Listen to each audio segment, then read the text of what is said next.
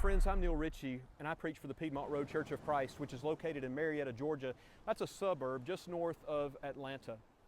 Someone once said that people may forget what you said, people may even forget what you did, but they will never forget how you made them feel.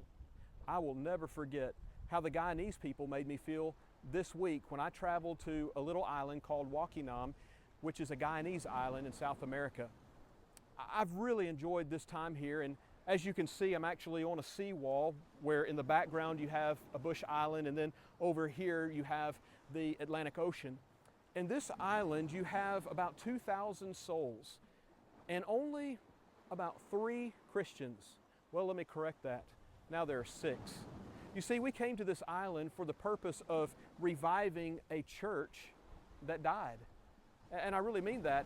A church that just gave up. A church that closed its doors. A church that doesn't even have a place to meet anymore. A church that needed to be restored.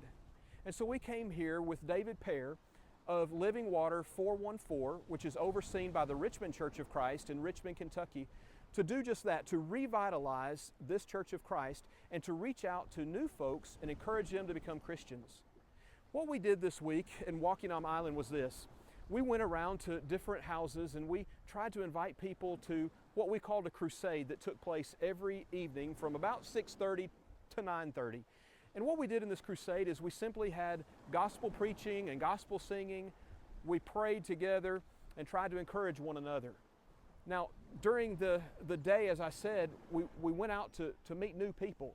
But in the afternoon, we would sit down with the existing church, which was just 2 or 3 people, along with a few Christians that joined us from a neighboring island, to encourage the brethren, to get back to the basics, to just talk about fundamental New Testament Christianity.